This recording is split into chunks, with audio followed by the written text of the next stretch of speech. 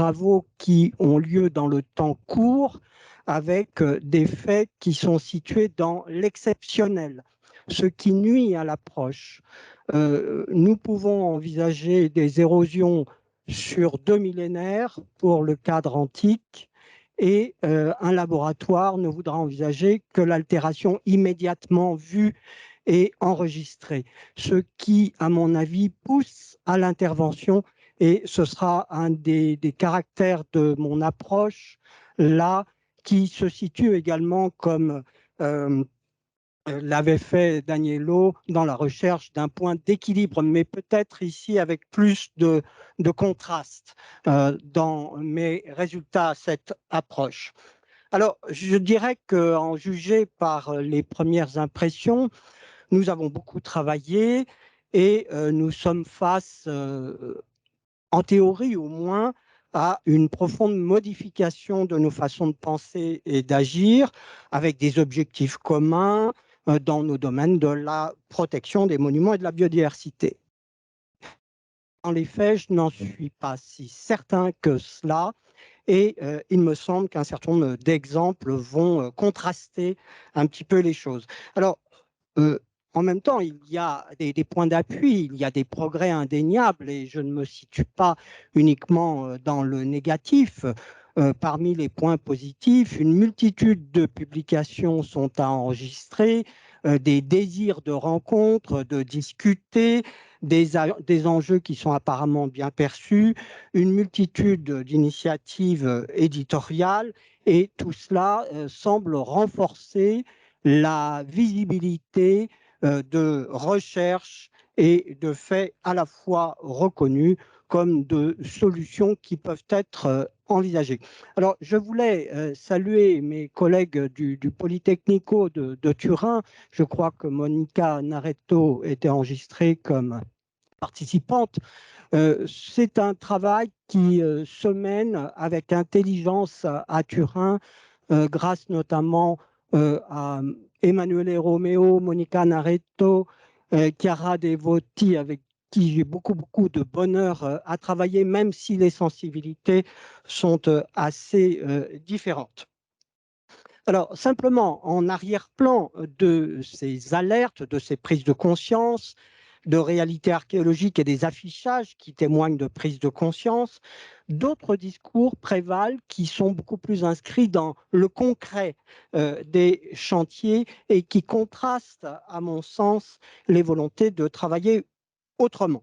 Donc, des choix technologiques euh, contribuent, à mon sens, à relativiser, à freiner, à ralentir les efforts attendus. Et ces nuances témoignent d'une multitude de résistances, du poids des habitudes, de difficultés à revenir sur des pratiques qui sont fortement ancrées dans les chantiers. Alors, nous avons évidemment dépassé ce niveau d'errance présent à Carcassonne entre 1891 et 1900-1920, mais néanmoins, l'actualité récente à Carcassonne a bien montré que l'utilisation du site pour y installer des œuvres contemporaines, celle d'un artiste suisse, a montré toutes les limites de cette utilisation d'un site, puisque cet artiste a choisi de coller sur les remparts des lames d'aluminium peintes en jaune. Pourquoi pas, je ne conteste pas ce fait-là, mais il n'empêche qu'après coup, lorsqu'il a fallu retirer les lamelles, on s'est aperçu que les lichens qui étaient installés depuis parfois plusieurs dizaines d'années, voire plusieurs siècles sur le site, avaient disparu à l'emplacement de ces lamelles. Donc, on doit assumer un certain nombre d'héritages et il n'est pas certain que nous ayons tiré toutes les leçons de nos prises de conscience relatives à la biodiversité. Ainsi, je m'étonne que la question du soft-caping ne soit pas suffisamment prise en compte dans l'espace français. J'avoue que j'ignore un petit peu cette question pour les espaces italiens, mais on peut se demander pourquoi, depuis une vingtaine d'années, c'est une évidence. Ça ne veut pas dire que c'est systématique, mais c'est une évidence en Angleterre, en Irlande, au Danemark, aux Pays-Bas et en France.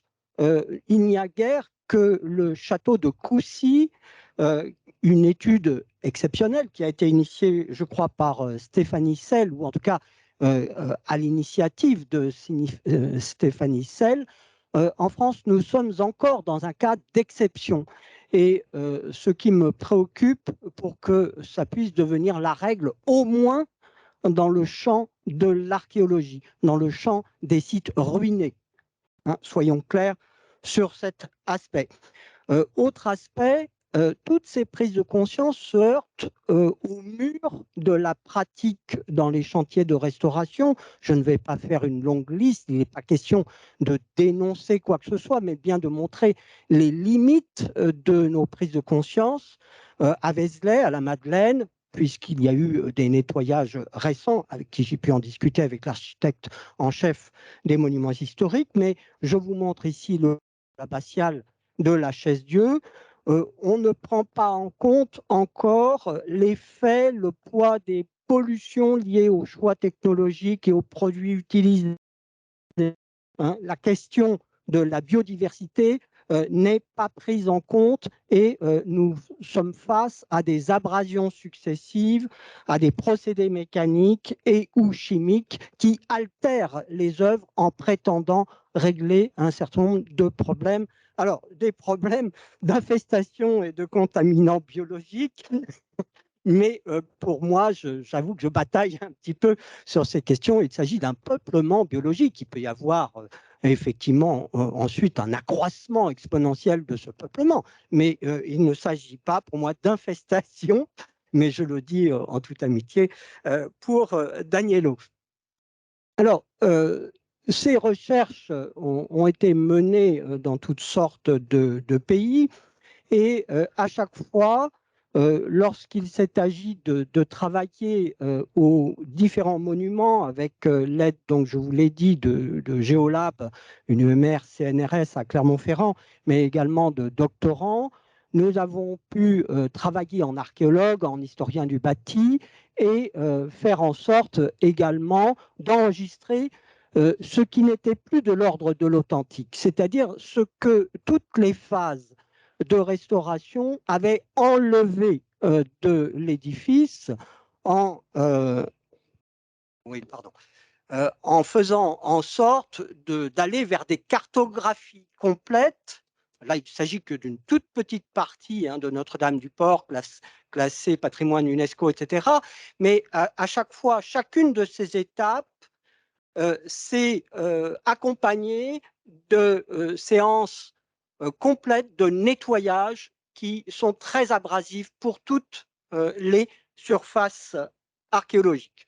Donc, non seulement nettoyage, mais également techniques qui utilisent des produits biocides, des imperméabilisants, des durcisseurs, des silicones, du latex de synthèse ou encore différents additifs, sans prendre en compte une réflexion quelconque sur la question des déchets au volume conséquent, des pollutions aériennes par microparticules et composés organiques volatiles, d'altération des eaux du ruissellement et du sous-sol, sans parler de la pollution des sols eux-mêmes.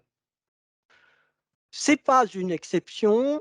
J'ai pu travailler une enquête sur différents chantiers de restauration, notamment ici à Poitiers. Cela remet en cause la question de l'authenticité d'un certain nombre d'édifices par le volume de pierres remplacées, entre 25 et 30%, c'est une bonne moyenne, mais vous le voyez à Loches pour le palais ducal et royal, ça fait suite à une enquête d'une thésarde Solveig-Bourrocher, on va sur certaines parties à 50% de pierres remplacées. Et à chaque fois, vous devez cumuler les nettoyages.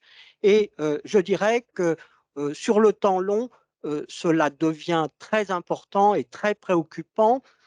Cela d'autant que lorsqu'il y a dans les enquêtes les plus récentes une cartographie du vivant, une cartographie des biofilms et de la biodiversité, c'est rarement réalisé en soi.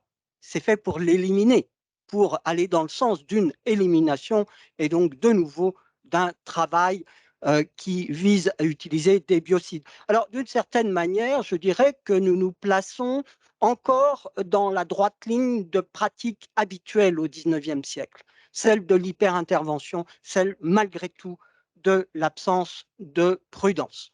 Alors, exemple plus lointain, les biodiversités, les biofilms, tous ces manteaux protecteurs végétaux participent de la conservation sur du très long terme. C'est un exemple ici à Angkor Wat pour le temple de Takeo. C'est un temple à qui on a fichu la paix pendant 9 siècles avec 5% environ de surface sculptée altérée, 5% sur 9 siècles, mais on doit y ajouter 25% sur le dernier siècle qui a vu la mise en œuvre d'une déforestation et de différents nettoyages et dégagements. Donc ça doit nous servir de leçon parce que les sites ne sont pas renouvelables.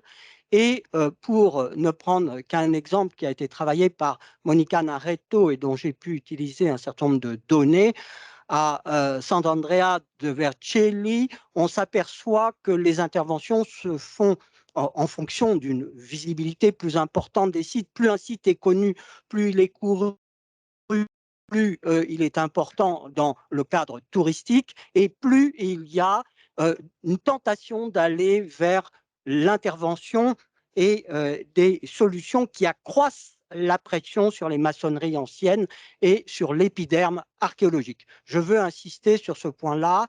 On va constamment vers une intervention trop importante pour ces surfaces fragiles.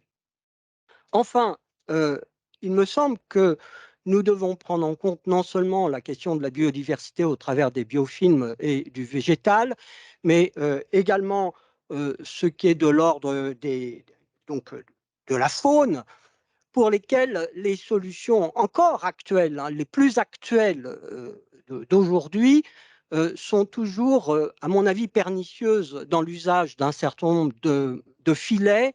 J'ai pris l'exemple d'Exeter, mais c'est également présent en Allemagne, à Nuremberg, pour différentes cathédrales. Ces filets sont accrochés par des pitons métalliques. En règle générale, les oiseaux arrivent à les abîmer et à s'y inscrire de nouveau. Et il y a des soucis du fait de l'action du vent, du fait de ces fixations métalliques.